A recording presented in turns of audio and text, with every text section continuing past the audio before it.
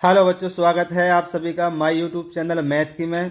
बच्चों, मैं इस वीडियो में आपको बताने वाला हूँ प्रतिस्थापन विधि और विलोपन विधि से कुछ इम्पोर्टेंट क्वेश्चन जो बोर्ड एग्जाम में आने वाले क्वेश्चन हैं। ठीक है।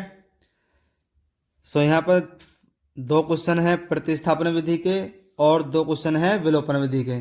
बच्चों, ये प्रतिस्थापन विधि का ये जो क्वेश्चन है हमारे पास दूसरा, ये एग्जाम में 2 बार आ चुका है। ठीक है। और ये थोड़ा सा यूनिक क्वेश्चन है। ठीक है ना। तो बच्चों, वीडियो में बने रहिएगा। ठीक है। और ऐसे ही यहाँ पर विलोपन विधि से जो दूसरा क्वेश्चन है ये थोड़ा सा यूनिक है, जो तुम्हें दिख ही रहा होगा। और इसी तीसरे चैप्टर में से ये फर्स्ट वीडियो है, इसका सेकंड पार्ट आएगा। ठीक है। तो बच्चों, जल्दी से चैनल को सब्सक्राइब कर लीजिएगा और बेल आइकन को भी दबा दीजिएगा। ठीक है, ताकि जो वीडियो अपलोड हो तो सबसे पहले आपके पास आए। और इतना समय भी नहीं है क्योंकि 8-10 दिन शेष रह गए हैं बोर्ड एग्जाम के। तो पूरी कोशिश करी जा रही है यहाँ पे कि आपको कम से कम समय में अच्छे क्वेश्चन कराए जाएं। ठीक है। तो इस वीडियो में आपको इस चैनल पर और इस वीडियो में आपको मोस्ट ही क्वेश्चन मिलने वाले हैं। ठीक है।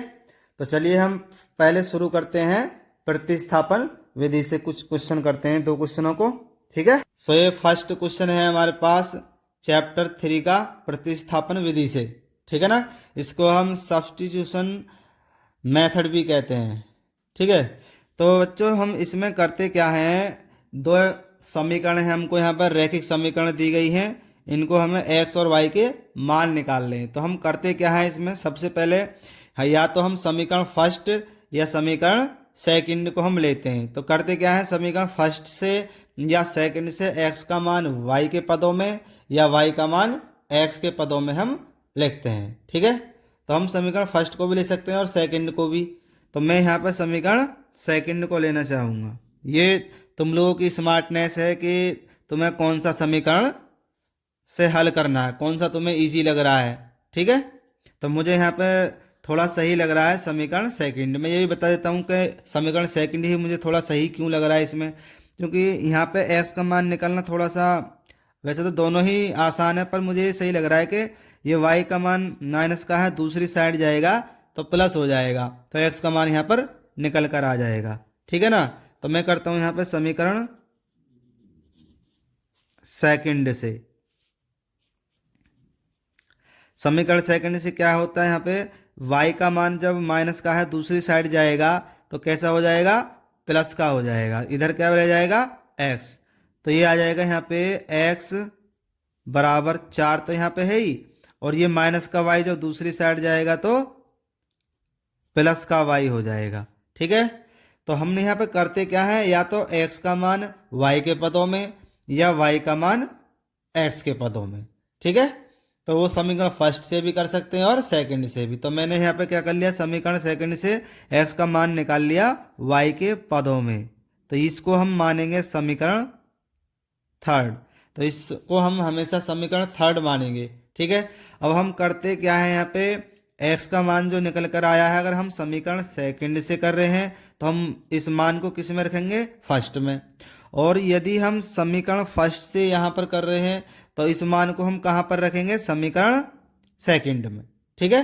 तो अभी हम इस मान को कहाँ पर रखेंगे, समीकरण फर्स्ट में, क्योंकि हमने समीकरण सेकंड से ये थर्ड समीकरण बनाई है। ठीक है। तो हम x का मान यहाँ पे रख देते हैं समीकरण फर्स्ट में, लिख देते हैं यहाँ पे x का मान समीकरण फर्स्ट में रखने पर। ठीक है। तो ये x का मान हम समीकरण फर्स्ट में रख देते हैं। तो ये समीकरण फर्स्ट है हमारे पास, लिख देता हूं मैं इसको, x प्लस वाई बराबर 14। तो यहाँ पे x के स्थान पर हम रख देंगे 4 प्लस वाई। अब यहाँ x नहीं लिखेंगे, यहाँ लिख देंगे हम 4 प्लस वाई। तो यहाँ पे लिख देंगे हम 4 प्लस वाई, और यहाँ पे y पहले से है तो ये प्लस का y और बराबर 14 आ जाएगा। ठीक है। अब 4 प्लस y और y ये ऐड हो जाएगा, जुड़ जाएगा, कितना आ जाएगा यहाँ पे 2y आ जाएगा, बराबर में 14 है। ठीक है, अब ये 4 अचर है और ये 14 अचर है, तो चर पद एक तरफ और अचर पद एक तरफ कर लेते हैं। तो 4 ये प्लस का माना जाएगा यहाँ पे, और जब ये दूसरी साइड जाएगा तो कैसा हो जाएगा, माइनस का हो जाएगा। 2y बराबर 14 और 4 दूसरी साइड चला जाएगा तो ये हो जाएगा माइनस का 4। ठीक है, अब 2y बराबर 14 में से 4 गया तो कितना आ जाएगा, 14 में से 4 गया तो ये आ जाएगा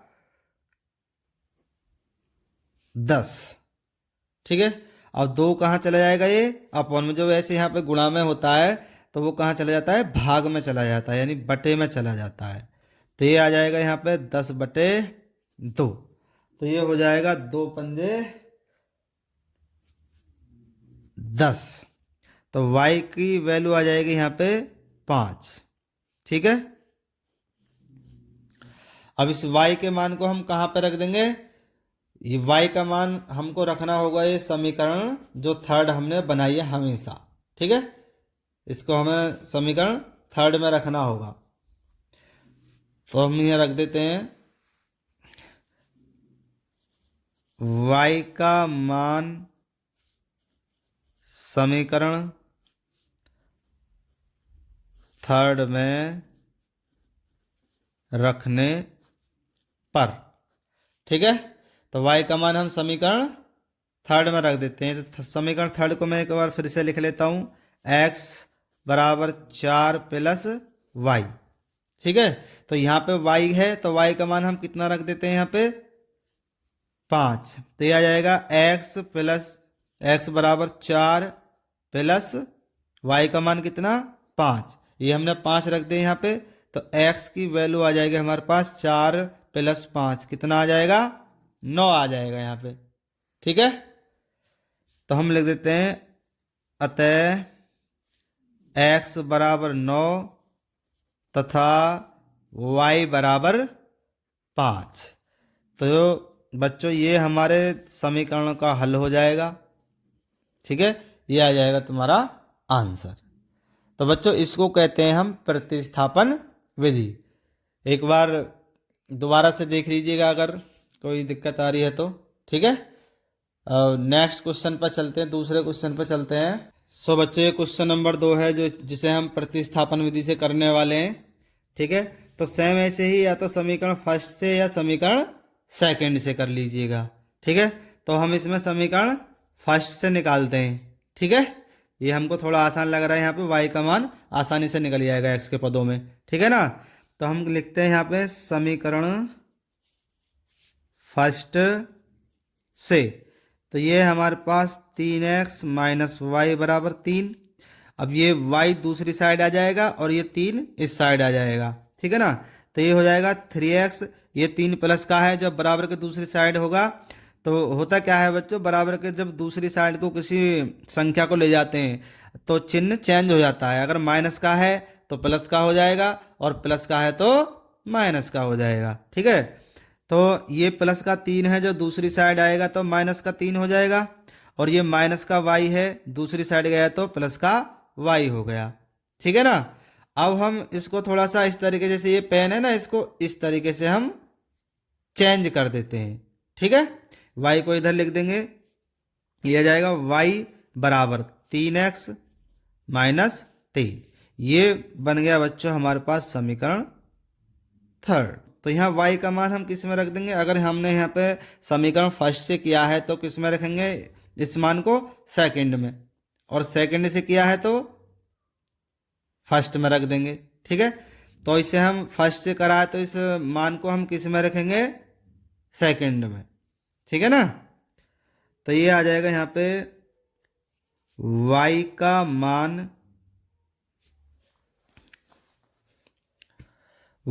मान समीकरण सेकंड में रखने पर। ठीक है, तो ये समीकरण सेकंड में रख देते हैं यहाँ पे, ये हमारे पास समीकरण सेकंड लिख लेता हूँ मैं एक बार, 9x माइनस 3y बराबर 9। ठीक है, अब हम यहाँ पे y का मान है हमारे पास 3x माइनस 3, तो हम यहाँ पर रख लेंगे। तो ये जैसा है ऐसे ही लिख लेंगे इसको, 9x माइनस 3 गुणा y। तो y के स्थान पर हम कितना लिख देते हैं, 3x माइनस 3 ब्रैकेट में रख लिया ये हमने। ठीक है ना, बराबर में कितना है 9। अब उसके बाद 9x माइनस 3 से क्या होगा, इस ब्रैकेट में मल्टीप्लाई हो जाएगा। तो माइनस 3 की 3x में मल्टीप्लाई होगी तो हो जाएगा 3 तिया 9x, और माइनस माइनस क्या हो जाएगा प्लस, और 3 तिया 9 बराबर 9। ठीक है, समझ में आ गया ना। यहाँ फिर से देख लीजिए एक बार, -3 से मल्टीप्लाई हुआ, यहाँ पे -3 की 3x में मल्टीप्लाई करेंगे तो ये आएगा माइनस का 3 तिया 9x, और माइनस माइनस प्लस 3 तिया 9 आ जाएगा। ठीक है, अब देखो ये यहाँ पे 9x प्लस का है और ये 9x माइनस का, तो ये प्लस माइनस के यहाँ पे कट जाएंगे। तो बच्चों ये आ जाएगा यहाँ पे 9 बराबर 9। ठीक है, तो मैंने कह रहा था कि ये क्वेश्चन थोड़ा सा यूनिक है। देखो ना तो यहाँ पे x का मान निकल के आया, ना ही यहाँ पे y का मान निकल के आया। ठीक है, तो ऐसी कंडीशन में हम क्या करेंगे, ये क्वेश्चन आ चुका है एग्जाम में 1-2 बार, तो उम्मीद है ये क्वेश्चन आने की इस तरीके से थोड़ा सा यूनिक बनाता है। यहीं से इसको देखो 9 बराबर 9 आ गया। अब ना तो यहाँ पे x का मान निकल कर आया है, ना ही यहाँ पर y का मान निकल कर आया है। तो इस केस में हम यहाँ पे क्या करेंगे, तो हम यहाँ पे मान लेते हैं x बराबर, इसलिए हम मान लेते हैं या मान लेते हैं यहाँ पर x बराबर 9 और y बराबर 3x माइनस 3, ये जो समीकरण थर्ड बनी थी हमारे पास। ठीक है ना, तो हम यहाँ पर लिख सकते हैं, अतः दिए गए रैखिक युग्म, दिए गए रैखिक युग्म का हल,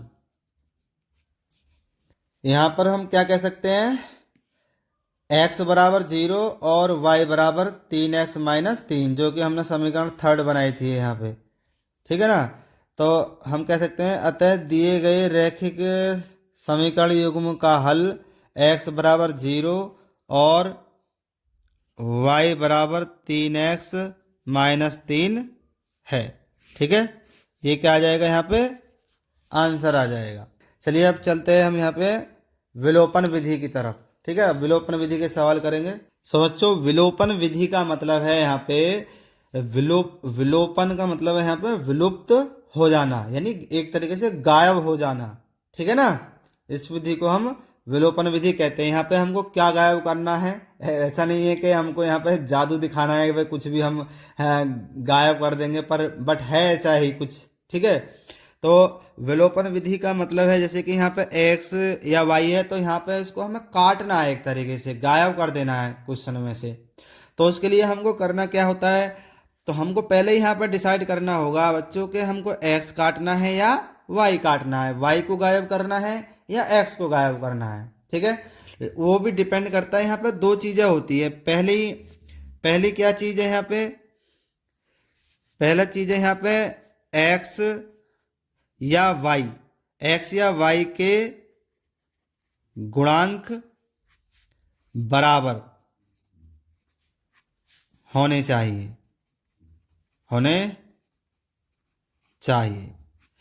सबसे पहला काम हम क्या करेंगे, यहाँ पे x या y के गुणांक बराबर करेंगे।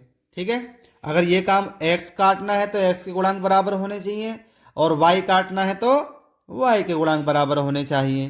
ठीक है, तो पहले सबसे पहले देखेंगे हम गुणांक बराबर हैं या नहीं, गुणांक बराबर होने चाहिए। और दूसरा हम देखेंगे चिन्ह क्या होना चाहिए हमारे पास, विपरीत। ठीक है, चिन्ह विपरीत होने चाहिए।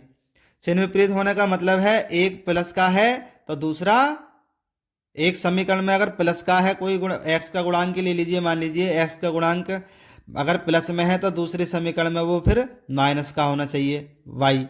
ठीक है, एक्स अगर प्लस का है तो दूसरी में एक्स माइनस का होना चाहिए, एक प्लस का तो एक माइनस का, ये चिन्ह विपरीत होने चाहिए हमारे पास। ठीक है ना, तो क्या देखते हैं हम, पहला गुणांक बराबर होना चाहिए, जिसे हम काट रहे हैं, जिसे हम विलुप्त कर रहे हैं, जिसे हम गायब कर रहे हैं। ठीक है, अगर हमको x काटना है तो x के गुणांक बराबर होने चाहिए और चिन्ह क्या होने चाहिए, विपरीत। एक समीकरण में प्लस का है तो दूसरे समीकरण में माइनस का होना चाहिए। समझ गए ना, तो ये चीज हम करेंगे विलोपन विधि को हल करते समय। ठीक है, चलिए चलते हैं क्वेश्चन पे। सो बच्चों यहाँ पे हम देख पा रहे हैं x प्लस वाई बराबर 5 और 2x माइनस 3y बराबर 4। तो देखो ये तुम्हारी स्मार्टनेस है कि हमको कौन सा विलुप्त करना है, तो थोड़ा सा क्वेश्चन के अकॉर्डिंग भी हम कर सकते हैं।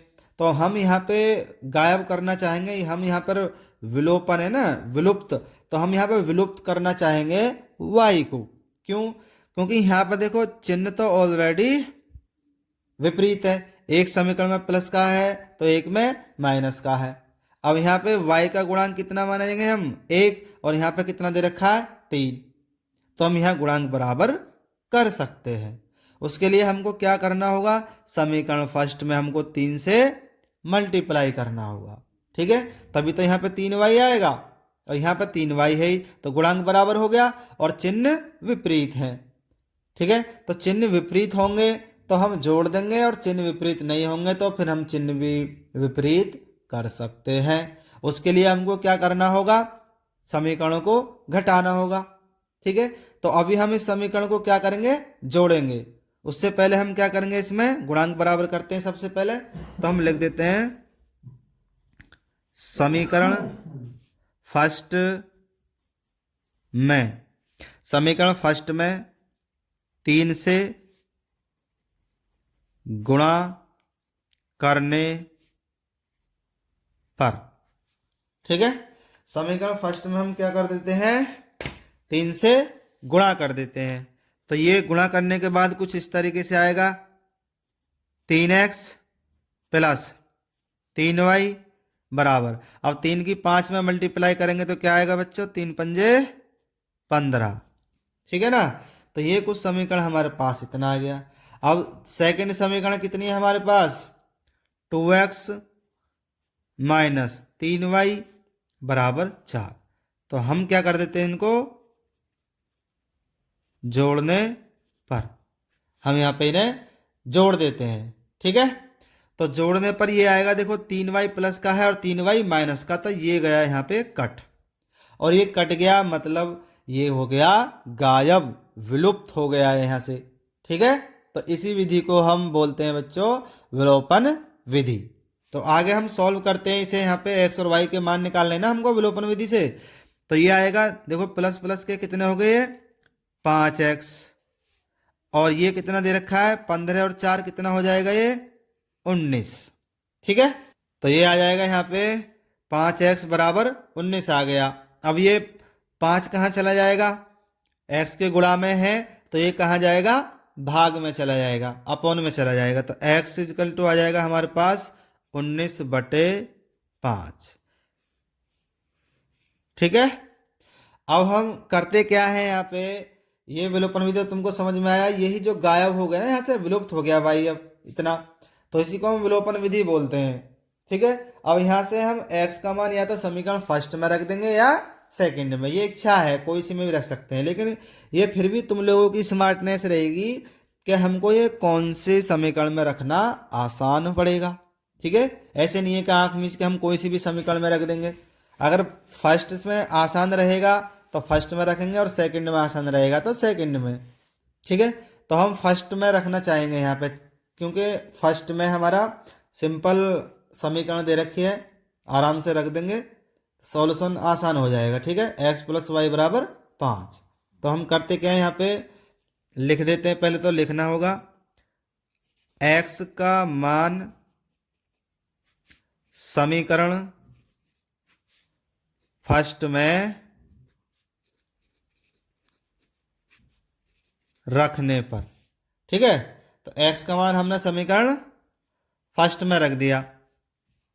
तो ये है, लिख देता हूं पहले इसको, x प्लस वाई बराबर 5 था। ये रहा x के स्थान पर हमको क्या रखना है, 19/5। तो x की जगह रख देंगे हम 19/5। यहाँ पे क्या है, प्लस y बराबर 5। ठीक है, अब क्या करेंगे हम, यहाँ पे ये 19/5 को ले जाएंगे हम दूसरी साइड। ठीक है, तो जब दूसरी साइड जाएगा तो क्या होगा इसका, ये प्लस का है तो क्या हो जाएगा, माइनस का आ जाएगा यहाँ। तो y बराबर आएगा 5 माइनस 19/5। ठीक है, अब हम इसके नीचे एक मान सकते हैं ना, भिन्न कर लेंगे यहाँ पे। तो y इक्वल टू आ जाएगा हमारे पास, एलसीएम कितना आएगा, 1 और 5 का 5। तो यहाँ पे क्रॉस मल्टीप्लाई हो जाएगी। 1 का भाग 5 में करेंगे तो 5 बार जाएगा ना, 5 की मल्टीप्लाई 5 में करेंगे तो 25 आ जाएगा। 5 का भाग 5 में करेंगे 1 बार, और 1 की मल्टीप्लाई 19 में करेंगे तो 19। तो ये आ जाएगा यहाँ पे y का मान आ जाएगा, 15 में से 9 गए तो कितना बचेगा, 6। तो यहाँ 6/5 आ जाएगा y का मान। ठीक है, ये था बच्चों विलोपन विधि से। और लास्ट में देखो और अच्छा रहेगा जब हम इस तरीके से लिख देते हैं ना लास्ट में, अतः x बराबर 19/5 तथा y बराबर 6/5। ये तुम्हारा आंसर आ जाएगा बच्चों। ठीक है, तो इस तरीके से हम विलोपन विधि से करते हैं। ठीक है, तो एक देख लेते हैं जो मोस्ट है भाई, वो एग्जाम में आ सकता है अगर इस तरह का क्वेश्चन आया तो। ठीक है, से विलोपन विधि से दूसरा क्वेश्चन है। ठीक है, ये दे रखा है यहाँ पे x/2 प्लस 2y/3 बराबर -1 और x माइनस y/3 बराबर 3। ये दो समीकरण हैं। तो सबसे पहले हमें इनमें करना क्या होगा, हमें इनके व्यापक रूप में लिखना होगा, रैखिक समीकरण युग्म के रूप में हमको ये लिखना होगा सबसे पहले। तो व्यापक रूप क्या है इनका, व्यापक रूप होगा इनका a1x प्लस b1y बराबर c1 और a2x प्लस b2y बराबर c2। अगर हमें विलोपन विधि से करने हैं तो पहले हमें इन रूपों में ये लाना होगा इन समीकरणों को। ठीक है, तो थोड़ा से हमको समीकरण हल करनी होंगी। ठीक है, तो चलिए करते हैं। अब यहाँ पे ये कह रहा है भाई, पहले समीकरण को ले लेते हैं, x/2 प्लस 2y/3 बराबर -1। ठीक है, अब इसको सॉल्व करेंगे हम तो क्या आएगा भाई, 2 और 3 का एलसीएम कितना आ जाएगा, 6 आ जाएगा।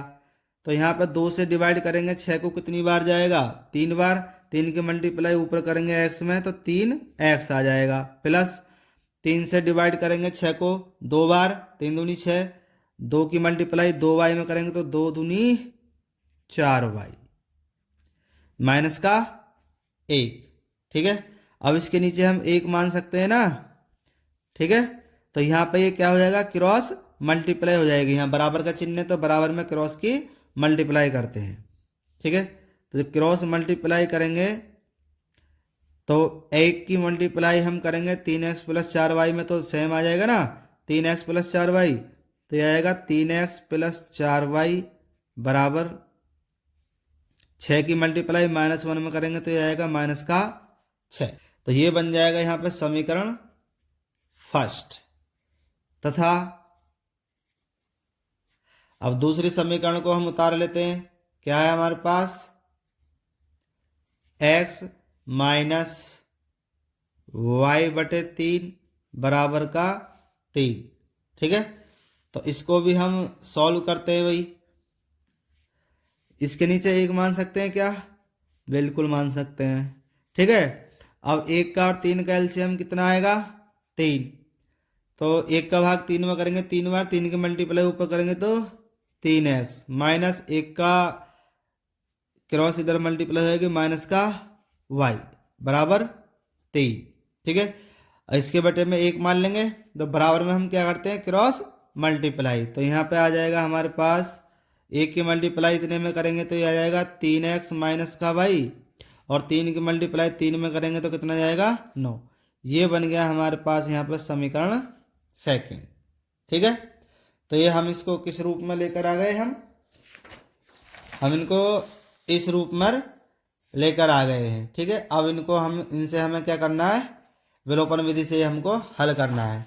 तो विलोपन विधि से हल करने के लिए हमको देखना होगा सबसे पहले जो हमको काटना है उसके गुणांक बराबर। तो हम यहाँ पे y को काटना चाहेंगे, मुझे y आसान लग रहा है यहाँ पे। तो ये देखो क्यों लग रहा है, क्योंकि यहाँ पे चिन्ह ऑलरेडी विपरीत है, यहाँ प्लस का है और यहाँ माइनस का।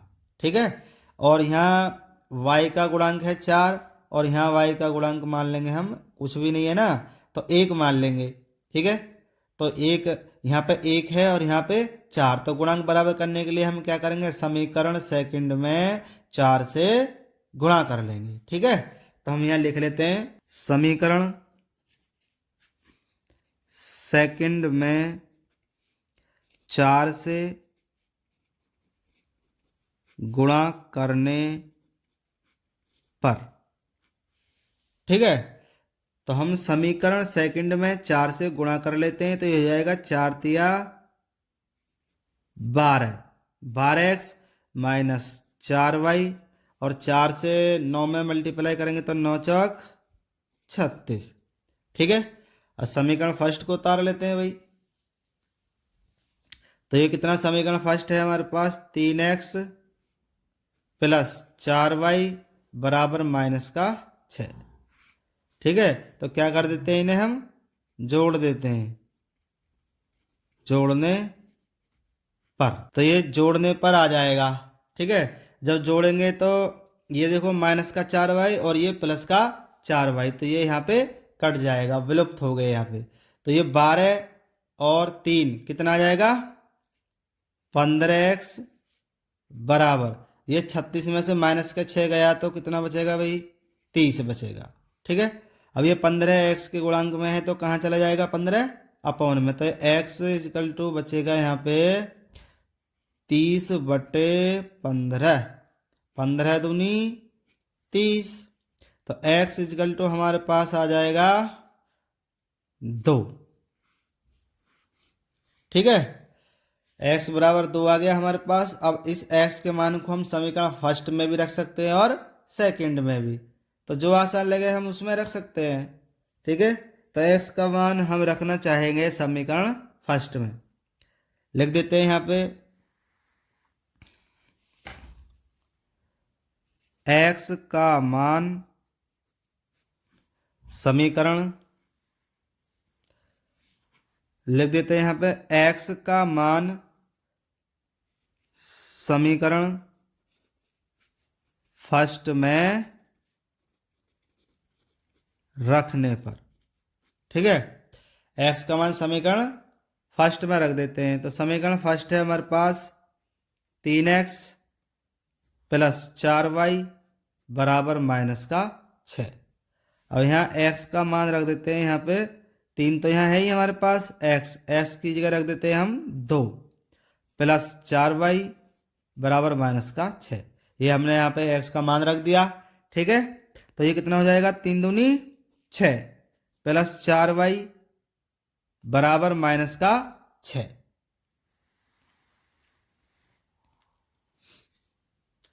अब ये 6 दूसरी साइड जाएगा तो कैसा हो जाएगा, माइनस का हो जाएगा, तो ये आ जाएगा 4y इक्वल टू माइनस का 6, और ये दूसरी साइड गया 6 तो ये भी हो जाएगा माइनस का 6, तो यहाँ जाएगा 4y equal to minus minus के कितने हो जाएंगे, ये 12 आ जाएगा।